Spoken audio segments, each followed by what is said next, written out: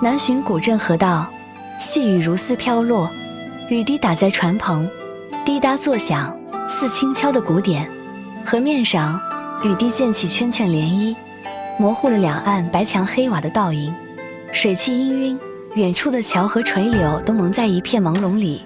人在船中，仿若置身于诗意的江南烟雨画卷之中。